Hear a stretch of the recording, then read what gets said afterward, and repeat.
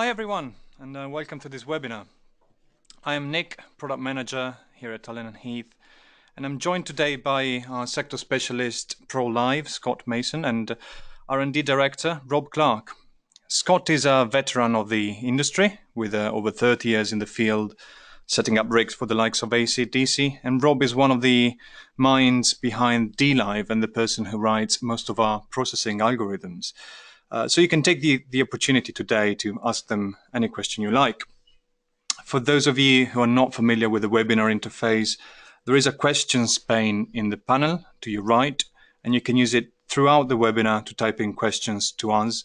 We'll do our best to reply in real time. We'll pick up some of the questions at the end of the webinar, and if we can't, we'll get back to you as soon as possible with an email.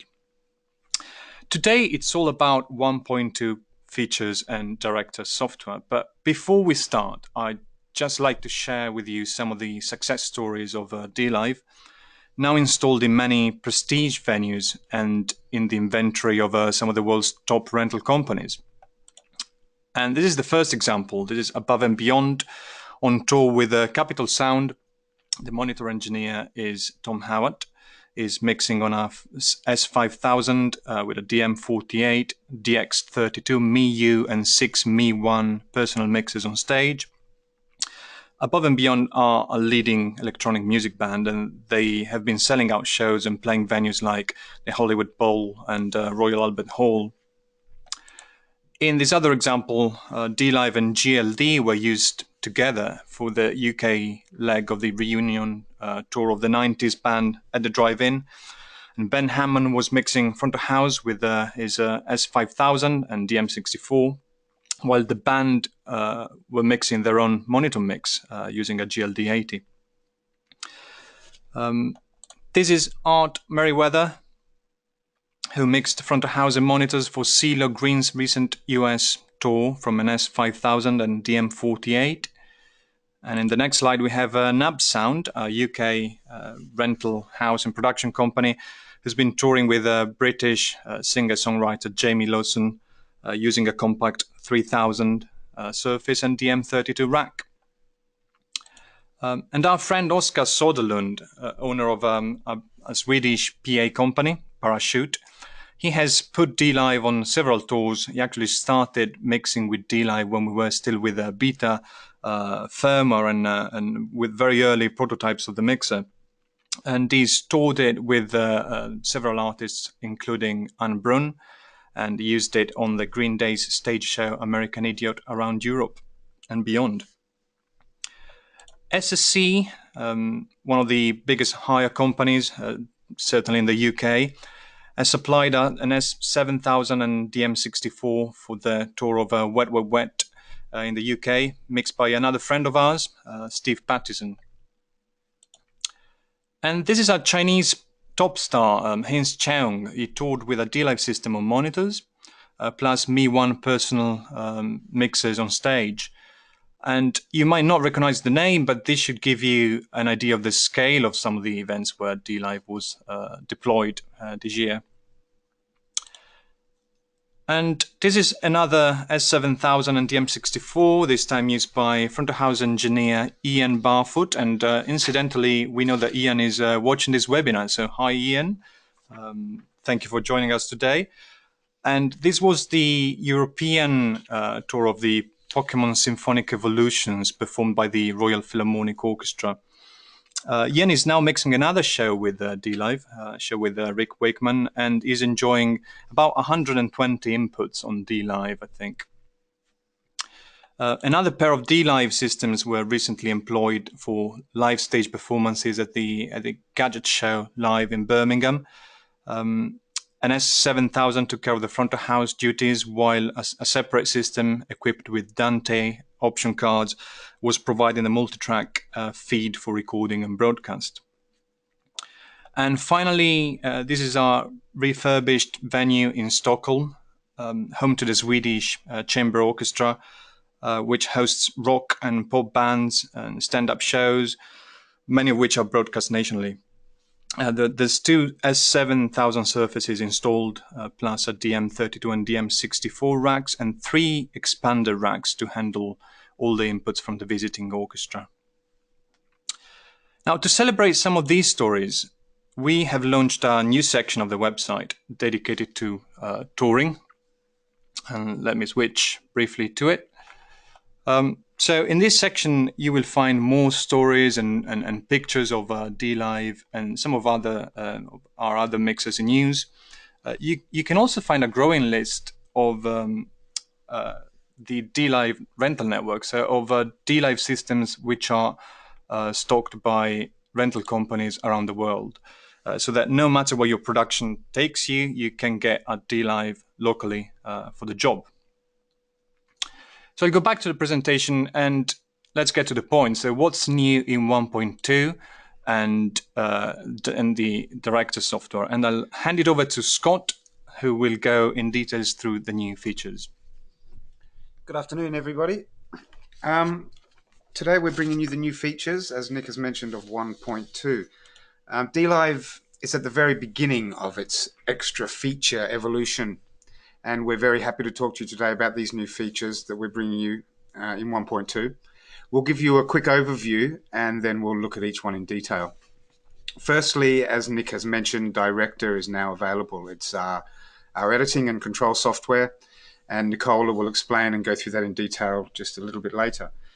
We have a new dual stage valve preamp, and we're very fortunate today to have our technical director Rob Clark with us, who's going to explain that just after I've finished.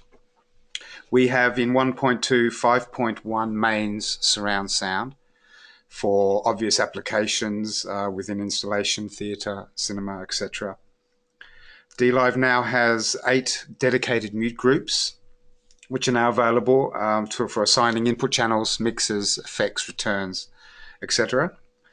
We have brought you metering ballistics, which is something very interesting to a lot of people, and a peak hold parameter, which are available for adjustment through attack and release and peak hold time. And we'll have a look at that. This to help achieve a more personal feel to the desk. And we've brought multiple PAFL, powerful monitoring buses, for independent monitoring between the surface, between the mix rack, and indeed even between director. So we'll go through them a little more in detail as we go through the webinar. Firstly, we'll talk a little bit about our deep processing and what that term means to us here at Allen & Heath. We're very passionate here, and the technical and R&D department, especially Rob Clark, are very passionate about emulating all the old famous classic industry models of processing units that we seem to have lost as we've gone into digital. And we're bringing them back for you. It's a long program that will be continuing over the evolution of dLive, and we are very happy to bring you many more features. These will be available and are available now on every channel and on mix bus out. Some features are available also on mix output buses as well. And we'll talk to them. These plugins, we'll talk about them a little bit more. These plugins, why we feel this is something important for dLive is that external plugins have become very popular in the industry, external sources of processing. And this affects the latency time, something that we're very proud of with dLive. We've got the latency down very low and consistent across all our outputs and mixes. So we don't want people going outside for external plugins and processing when we've got such a tight and efficient system on board. So slowly and efficiently we'll bring you, as we remodel these new systems, these new industry classics, we'll bring them and put them on every channel for you. And that is what we call deep processing. Through the course of further developments, we'll have lots of EQ models for you, more compressor models, possibly more valve models. And I'd like to hand over to Rob Clark, our technical director now, if I may, who can elaborate on the valve preamp and the processing a little bit more. Thanks, Scott. Yeah, as I said, I'd like to talk about the dual stage valve preamp model that's now resident on all of the 128 channels of the dLive system. This is yet another deep processing system within dLive. We took a lot of feedback once we launched dLive to say where we go next, and there was a lot of requests from engineers for something to really smooth and create a bit of character and color to input stages that they could switch on and off. The requests range from tonal valve addition, triode and pentode stages. Also, people requested the ability to add overdrive, and people requested the ability to add kind of crunch or break up when signals got louder. So overdrive that's really based on signal level, not just continuous overdrive. So in R&D, we sat and researched various units, popular units in the field, and we came up with a dual stage model. I mean, this kind of topology, it's not really possible with one stage valve. We had to create a dual stage valve model within the FPGA on every channel to really create this. And that's really similar to how many guitar amps work and many dual stage amplifiers in the field. Stage one provides you a triode and pentode valve model with a harmonic control, so you can dial in how much harmonic distortion or tonal distortion occurs on stage one. This is for tonal coloration. You can get a little bit of breakup as level increases above nominal, say +6. And you can choose between triode and pentode. Triode gives you a kind of warm musical sound and is very rich in second order harmonic distortion and some third. Pentode is much richer in third harmonic distortion, gives you a crisper sound. The pentode on stage one also gives you compression, which is pretty critical. As level increase, it gives you this compression sound, which is very popular on a lot of pentode guitar amps. So stage one, just to reiterate, it's really about subtle warming, tonal addition, but you can get some breakup as you wind the harmonic control up, and you can get some compression from the triode model. Stage two really takes us into a lot more about breakup distortion and continuous overdrive. So the bias control, as you wind this in, this takes the stage two from a very optimally configured bias, where you would get not too much distortion, and you just get the tonal characteristics of a triode and pentode. As you wind the bias in, you get breakup distortion, and the hotter the signal, the more breakup distortion.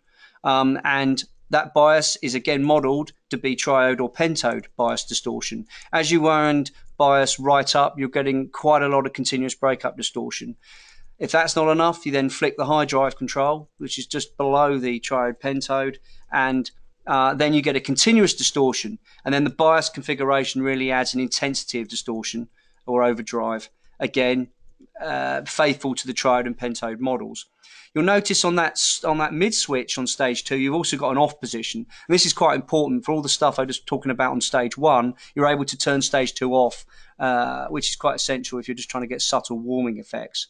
So as you can see, you can get triode and pentode models on stage one. You can get triode and pentode models on stage two. And you've got a high drive option on stage two with a bias and harmonic control. So the combinations here are fairly massive. You can have triode feeding pentode, pentode feeding pentode.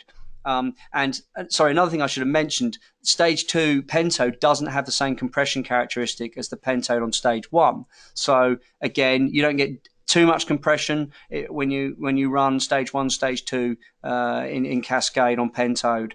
So the combinations are quite massive. And there for you to exploit and play with. The another thing I'd like to mention is the on-off control, top left. As you switch that to off, this whole circuit is taken out of play, and it's as if there was no model in there at all. So there's no fear of any latency or coloration just by having the dual stage valve sat there as embedded. As soon as you switch it off, it's completely bypassed. Two really important controls I'd just like to mention at the bottom. HF lift is really designed to add back in or rebalance the kind of spectrum. When you add a lot of harmonic distortion, particularly just in stage one, you get a lot of mid-range distortion. HF lift really counts that balance and really adds back in. As you wind that up, you're adding back in stuff above the 7K area. This really is quite noticeable on stereo imaging and kind of transient information. So if you put a dual stage valve across a stereo input and you're adding quite a lot of harmonic distortion, HF lift will kind of recount the balance of that. And then the other important function next to it is the output makeup level. Obviously, as you dial in a lot of bias distortion, your level's going to drop. Output will give you the ability to kind of make that level back up again. I think that kind of covers most of the controls there on dual stage valve. I think, as we've said, I think Nick might have touched on it earlier. This is the first of our preamp models, which we're able to supply with the deep processing in the FPGA. So watch this space for further models and different technologies beyond valve on a preamp. I think I'll hand back over to Nick, and I can take any questions on this at the end of the webinar. Scott, is over to you. Thank you. Some more feature discussion. Okay. Second feature on 1.2 we brought you is the surround sound 5.1 mains for theatre applications, cinema installation applications. We've given you a nice on-screen widget on the routing page where you can drag and drop the target of your source for your place your source within the image. We've got 3 panning modes on this for you, left and right. Pan control will affect the stereo image across the 180 degree left and right plane. We've got a left center right panning mode. So full left will be full left and it'll pan across through center to the right. If you only middle pan, then it'll only go to the center speakers. And we have a left center right plus mode, which will pan affect the stereo image, and the divergence is then the amount blended to C. So you can control the blend of left to right and C at the same time. There's an LFE, a low frequency master, and there's also a non-LFE mains level, which will go to the 5 points, but not to the one low frequency bass output. And that concludes, that's the 5.1. It sounds, we've tested it here quite a lot, and it sounds beautiful. Very spacious, very spatial indeed. Bringing you mute groups now, 8 mute groups, completely assignable on top of the 24 DCA groups that you can use. These are made up of input channels, effects returns, subgroups, auxiliary, mix outs, effects sends, main, and matrix. So you can have up to 8 groups, and there's a PAFL for you to have a listen to the members.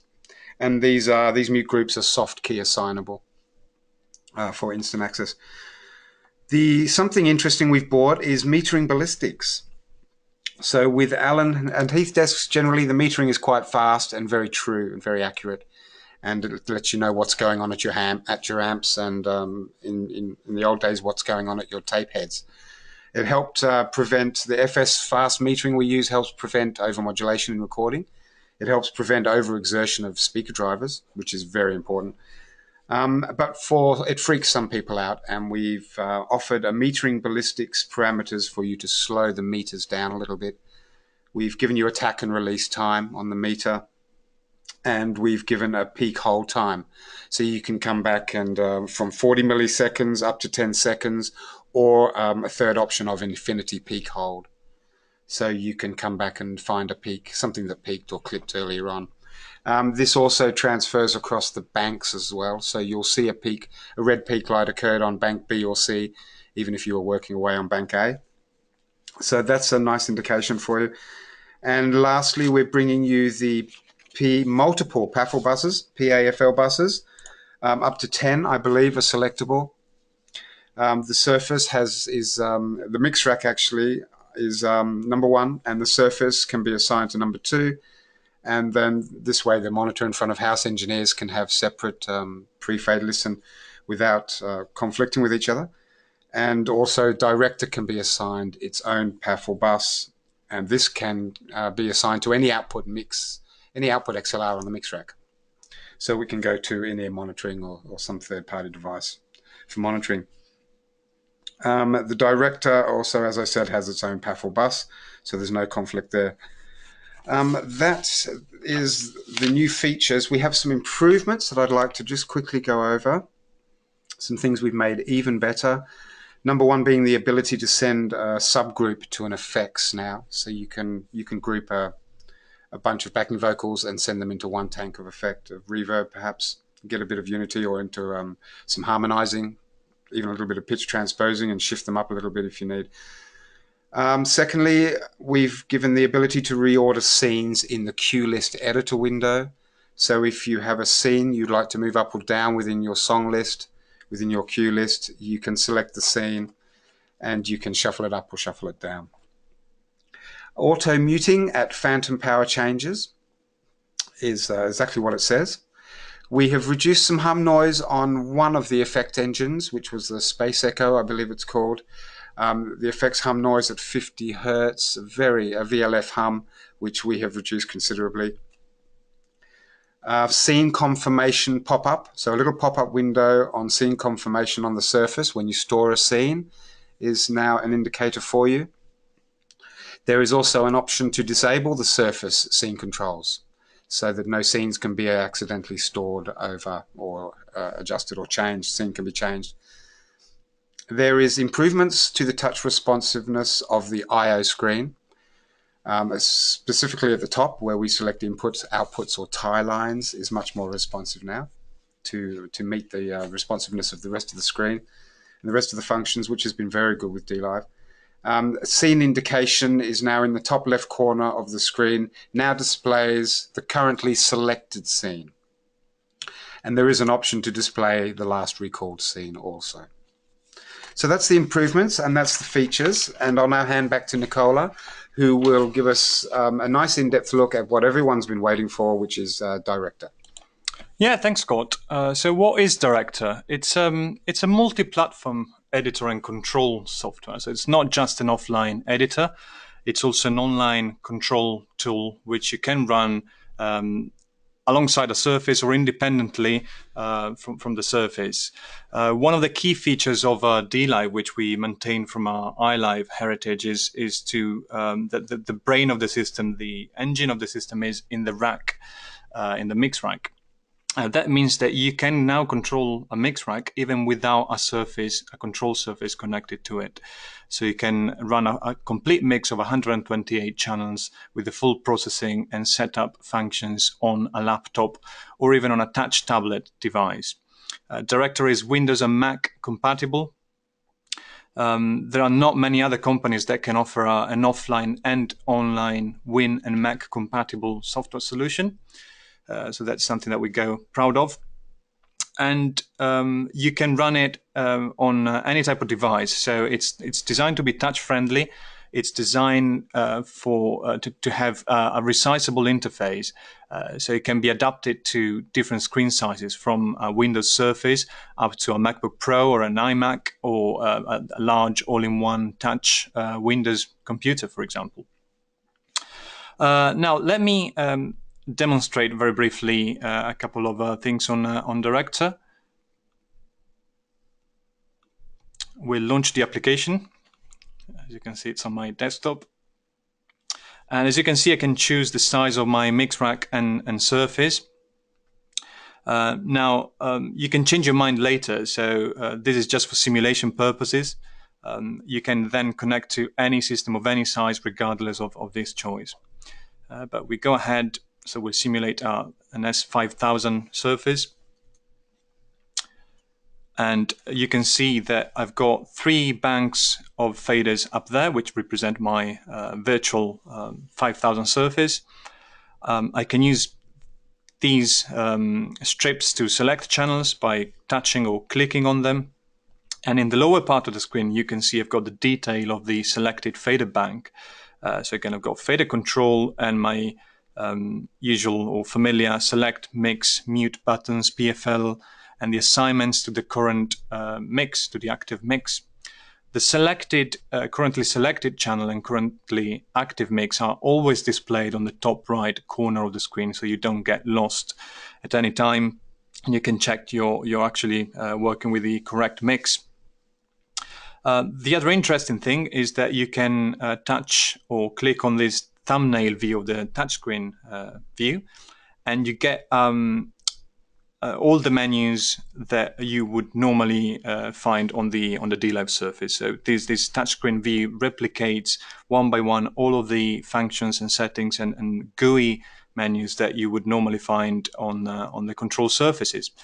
So you can get familiar with the system before you actually walk up to a dLive console and to mix a show.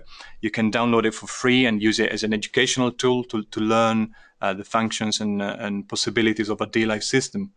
So you can see that on the right of this window, I can navigate all of my screens, meters, effects, the I/O patch, page, scenes. So I can start preparing my scenes for different bands at the festival.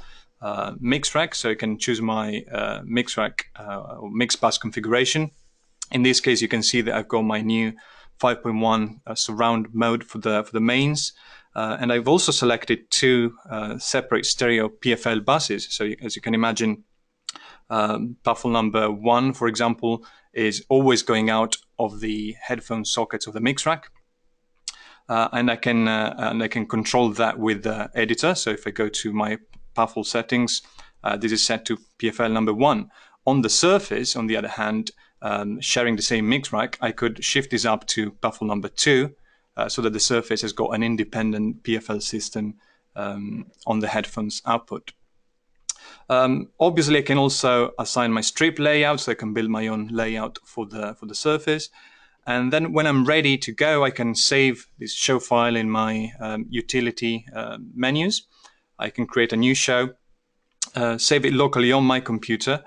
So I can give it a name. And that is stored now in a local folder in your documents folder on your Mac or Windows PC. Obviously, I can also transfer it to a USB key. The way to do that is you can go to the system screen and you can select any destination, any folder on your laptop to be the USB drive. So it doesn't have to be a physical USB key. It can be any folder that you want to use to exchange files with Director. So you can select it as you would expect in that menu. That's one way of transferring files or settings to a dLive. So you can save your show on a USB device and then plug it into the dLive system live and load it up on a control surface. The other way is actually to go online and transfer the settings directly from Director. Now, when you launch Director, you're always in offline mode.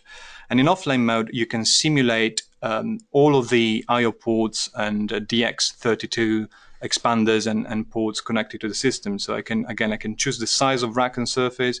I can tell the system or instruct Director to simulate a MADI card in I/O port 2 and a DX32 connected to the first DX ports on the mix rack, and even choose what type of cards are loaded in this expander box.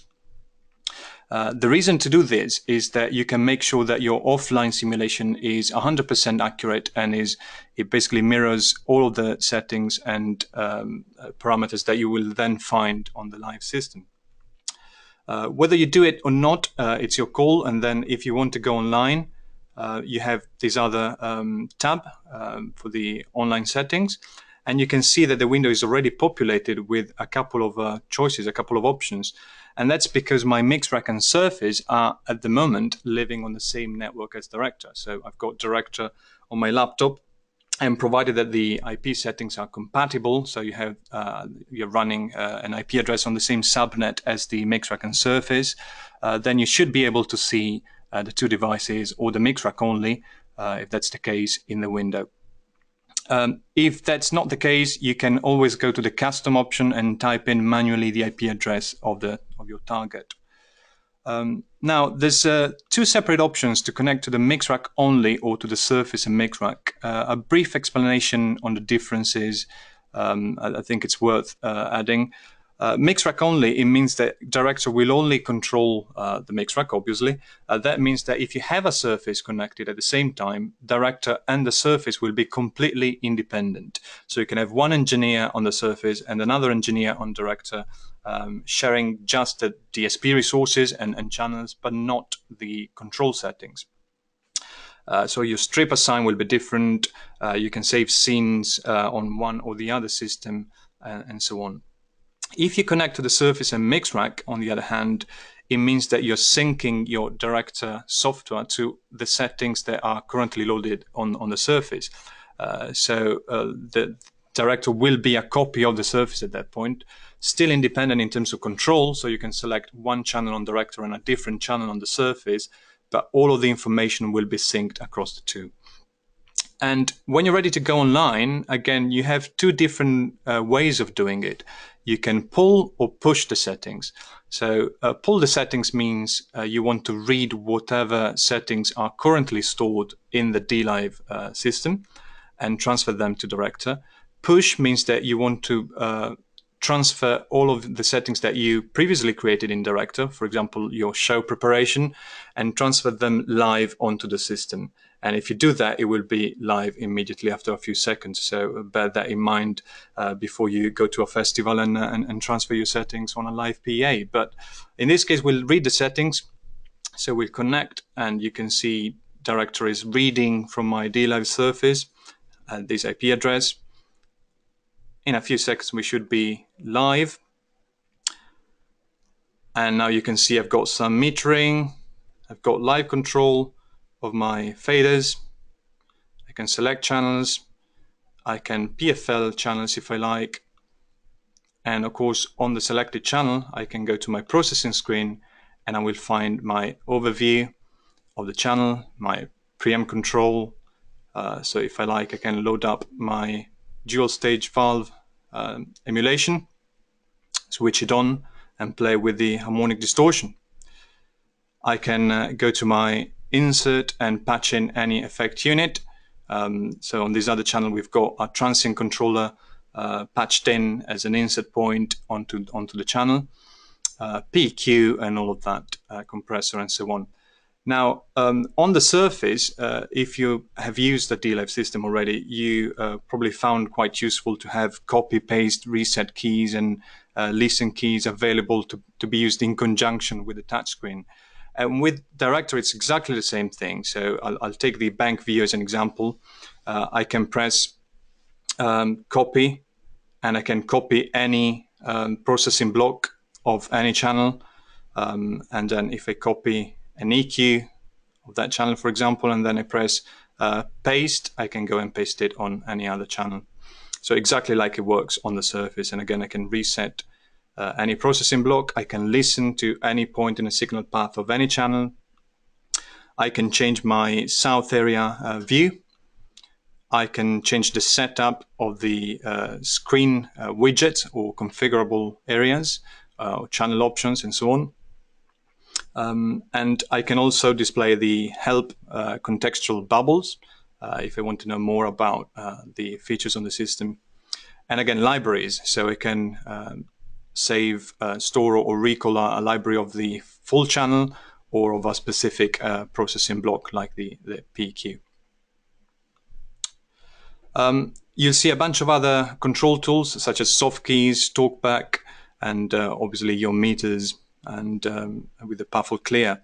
And again, you can swipe in this area to scroll the soft keys up and down or use the arrows. So you will find that with most of the controls, there's at least two different ways of using them because we wanted them to be usable on a standard laptop or a computer with a mouse and keyboard, but at the same time to be really easy to use on a touch device as well. Okay, so that's all for Director. We'll now close the application and I'll go back to our PowerPoint. So bear with me a second.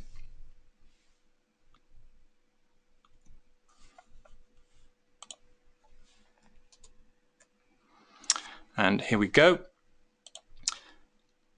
These are a couple of quotes that we got in the last few days from the website. It's actually an external website, ProSound Web Forums, which many of you will probably know. And the day after release, or a couple of days after release of 1.2 and Director, we were pleased to find these two comments posted on this forum. So you can see, for example, Richard is saying, yeah, it feels like the first editor with an interface actually designed for use on a computer. That's quite positive. And Peter is also saying, yeah, as I was explaining, it really feels like the dLive surface, so the gap to using a real console will be trivial. What great way to design software. So a lot of applause there for our R&D developers. And let's move forward now, because we talked about the new features, but I know that a lot of you are also wondering about what's coming next in terms of the whole dLive ecosystem and accessories and options. As you know, when we developed the system, we had a roadmap in mind of a number of control options and accessories that we wanted to develop for dLive. And the good news is that some of these are coming very, very soon. So I'm happy to show you some pictures of the IP8 and IP6, which are a couple of remote controllers for the dLive family of products. So they don't have any audio on board. They are TCP/IP controllers. The IP6 has got 6 rotary encoders, push and turn encoders, so they can be used for two functions at the same time, and up to 6 layers. So you can control up to 36 channels or items, typically. LCD displays with color indication and channel names. The displays will also tell you the functions assigned to the soft keys. So all of the keys are soft programmable by the user via the dLive Surface or Director software, and their functions will be displayed on the screens. The IP6 and IP8 are PoE compatible, PoE compliant, so you don't necessarily need the local power supply wall wart. You can power them via the Ethernet cable. It's fully TCP/IP, so fully networkable, which means that you can run a bunch of these in your corporate network, if you like, or in the venue, a LAN system to control the audio, control the background music source selection and volume control of different rooms. And you don't need a separate VLAN or separate LAN infrastructure to do that. You can run it on your control network.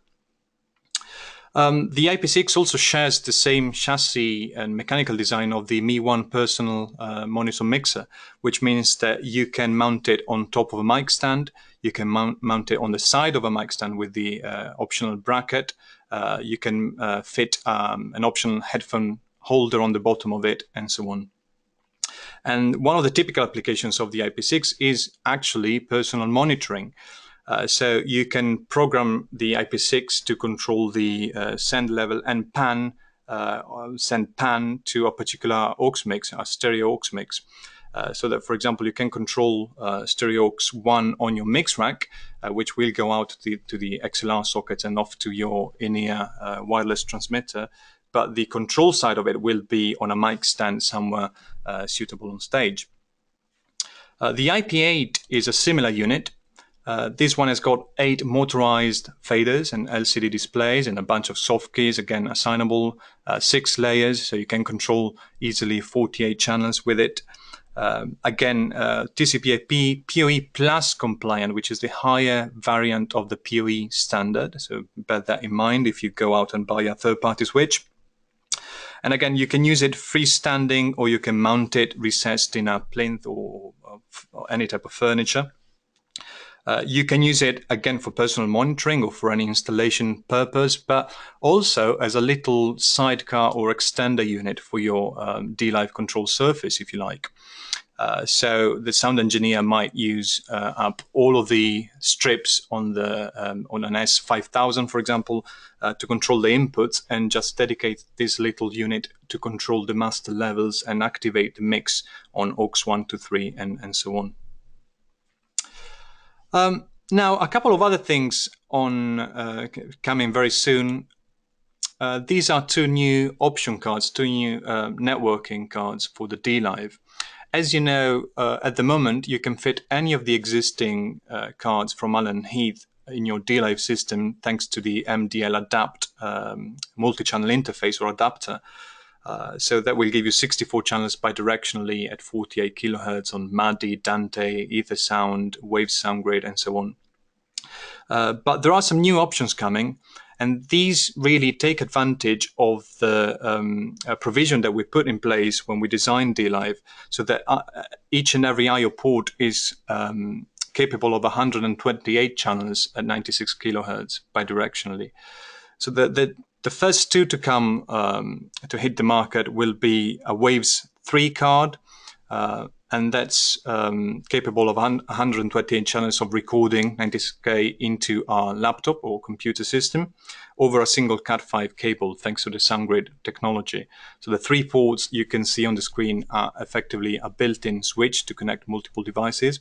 So one can go to your Waves server if you're using one for your plugin processing. The other one can go to your laptop for recording. The third one can be used for a digital split to another dLive system equipped with the same card. And it's quite impressive technology. If you think of what it took a few years ago to record 128 channels at this sample rate, it was easily a van full of Pro Tools equipment and gear. And now you can do it with an option card and a laptop. The second option card to come in the short term is a GigaAce option, which is our own proprietary protocol, 128 channels, 96K on a gigabit Ethernet link.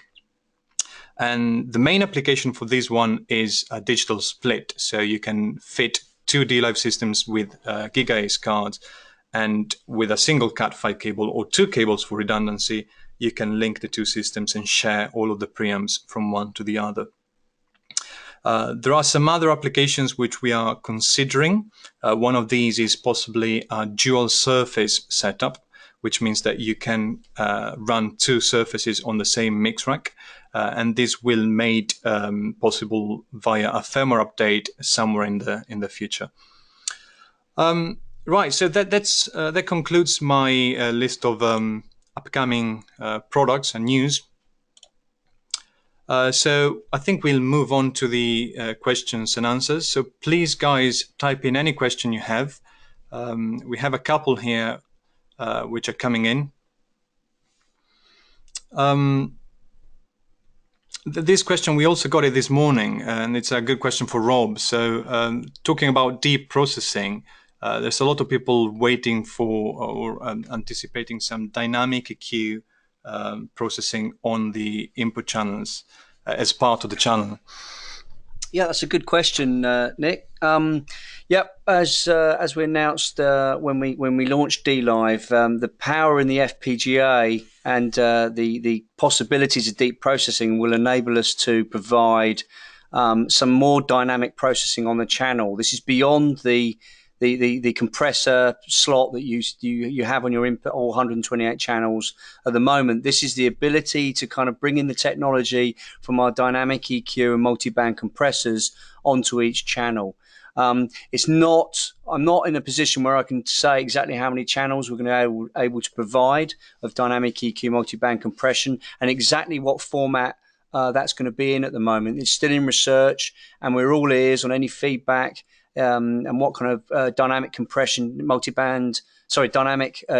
and multi-band compression tools you're wanting to use and in what configuration. So keep us up to date with what you want to achieve, and we're doing the research at the moment. So hopefully in a release not in the too distant future, you should see some kind of dynamic EQ multi-band compression tool that you can have deeply embedded on channels, and we'll hope to be able to keep you up to speed on that in future webinars. There's a question on the new IP6 and IP8 controllers, specifically how many of them you can use in a dLive system. At the moment, we allow for 16 of each, so 16 IP6 and 16 IP8. That might be expanded in future, but it should be plenty of opportunities for your installations and systems. Another question coming in right now, are we getting limiters on outputs? Obviously, we have compressors, but are we getting any dedicated limiter which has got maybe a faster attack? Yep, it's on the list in the deep processing request list to see some of classic limiter units from other companies. That units are already in R&D and they're under investigation. I can't say a lot more, but yeah, it's very exciting. Very good. See if we have any other question coming in. There's still time, so if you have any question, type it in the questions window.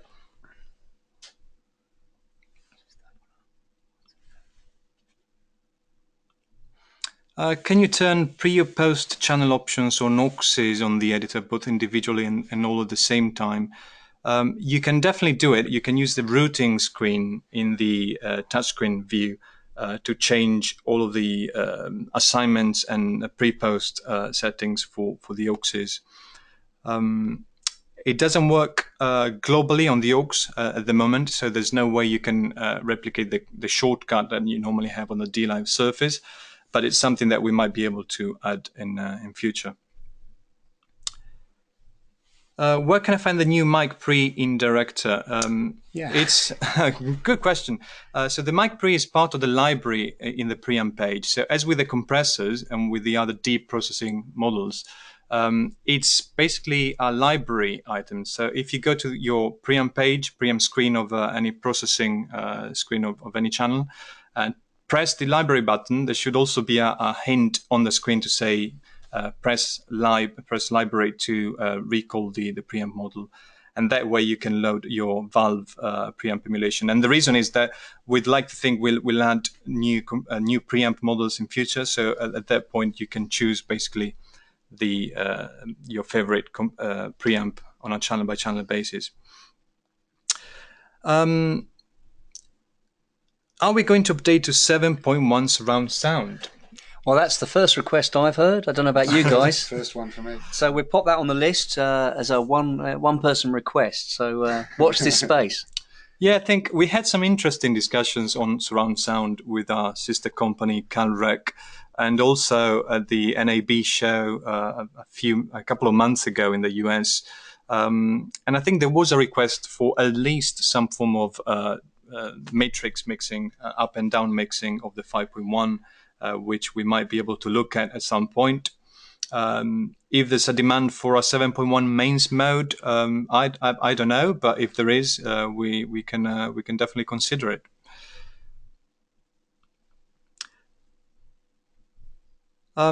There's a lot of new questions coming in. So Ian Barfoot, are there likely to be training options, both basic and advanced, provided by factory or trainers?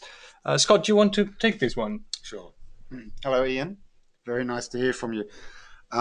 There are training options and opportunities coming forward. Audio Technica is, excuse me, Audio Technica is arranging training sessions in London and South England at the moment. We don't do direct factory training, but our distributor Audio Technica arranges groups of about 12 to 15 people, so they're quite intimate groups. And we have 2 to 3 hands-on technicians and dLive experts there for you. So everyone gets a good hands-on session as well. You can email support at Alan Heath, and we can let you know exactly how to get in touch with these sessions. And they'll be happening every few months, every 2 to 3 months across the UK. Yeah, it's a global certified training program actually that we are putting in place in the US and in many other territories. And as Scott said, there will be opportunities in the UK, and some of the events we've done were incredibly successful. So. Yes, I've done very successful events in India, in Turkey, in Greece, across Europe, and last month in London as well. And we have one in Plymouth this month, I believe. So yeah, we're looking forward to them. Here's an interesting question. Will you be able to get the 5.1 widget from the channel view without having to go to routing page? Well, again, we've just launched the 5.1 feature set in 1.2, so we'll put that on the list of requests, and yeah, an interesting idea. Scott, another one for you maybe. What's the general outlook on input signal levels? Is it risky to drive them hot? So again, I think this is probably down to the topic of meter ballistics and the behavior of the meters, which is maybe somewhat different to what people are used to with other brands and other consoles. We used to say with iLove GLD and now with dLive, we used to say that it's perfectly fine to run the inputs and outputs into the yellow LEDs, and there's plenty of headroom to do that. But if you want to add your own experience to it, generally, Allen and Heath are quite famous for having very clean, high headroom pre's. And they don't really clip until you really stupidly overdrive them. With a lot of mixing consoles, a lot of manufacturers slow down their metering to give a false indication of headroom. We run our metering here very hot, very fast. It's FS is the name given to this metering. It comes from a British broadcast standard where in the old days where everything was recorded to tape. And it basically is true metering. And what you see happening on the desk is what's going on at your amp rack, and it's what's going on at your tape machine. It stopped people from overmodulating tape, and it helps reduce the possibility of overexerting speaker drivers in line array systems and so forth. With the Allen Heath desk with dLive, even the red peak indicator is 5 dB below clip. So you can run very hot with Allen Heath. We're really clean right up to the lid. And there's no distortion. You might get a little coloration, but that's okay. That's a little bit of warmth. Other than that, yes, the answer to your question is you can run very hot, right up to extreme limiting on the Allen Heath equipment, especially with dLive. Berenice, our sales agent in Latin America, she's reminding me to say that there will be certified training events in Latin America as well coming very soon. So if there's any attendant from their part of the world, rest assured that there will be training options for you guys as well. Now, a question for Rob. What preamp modulation emulations, I think it means, should we expect in the near future? So well, are we working on more models? It's difficult to give too much away there. We have got other technologies. We've done a dual stage valve. There's a few more ideas with some valve circuits. Different types of tonal crisp distortion have been cited from different external boxes. There's also, we don't have to stick on valves. There's always transformers. There's always all sorts of FET-based distortion preamps. So we've got a lot of units hanging around in R&D. I can't give too much away just yet, but there will be other preamp technologies featuring in deep processing in the near future. I hope that's a useful answer. There's a question about plans for other networks, other interfaces such as Dante and other control interfaces, wireless microphones, and so on. Well, we will definitely expand the number of networking options and option cards for the dLive. A couple of technologies we're looking at the moment is an optical version of the GigaAce module, which I presented to you today, which will come later on. Dante is an interesting one. We are talking to Ordinate to find what's the best way forward to supply a higher channel count solution, higher sample rate solution to our customers. And as you probably know, there's a lot of emerging protocols in the industry, AES67, AVB, just to mention a couple. We're watching that space with interest. And again, if the demand is there, we will definitely look at possibilities.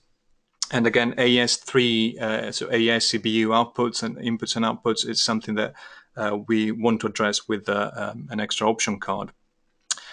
Scott, there's a question about inserting external analog gear. So can we use external outboard gear effects processors and insert it on a channel?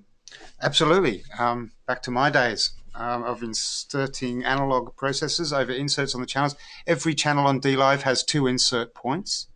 So we can you can quite easily pop any external processor or your old favorite units, AFEX, compressors and so forth. You can pop them on any channel at all, just by assigning the insert points to any mix rack socket output and input.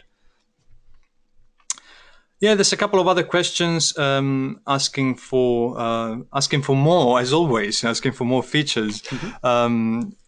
One is about pop groups, which is the kind of group unfold, DCA unfold on the strips, and the other one is about gain sharing between front of house and monitors with an automated gain sharing or gain tracking system. Both of these are definitely on our list. Our list is very long, though, so we've got about 150 single items that people are asking from the field. And the trouble is, you talk to 30 engineers and they will give you 30 different sets of priorities and requests to implement. So yes, we want to do them. Bear with us. There will be a number of major firmware releases coming in the next couple of years. And so watch this space. I'm pretty sure that these features will materialize at some point. So I think that's all for the questions. And thanks a lot for joining us today. Thanks, Scott and Rob, for participating to this event.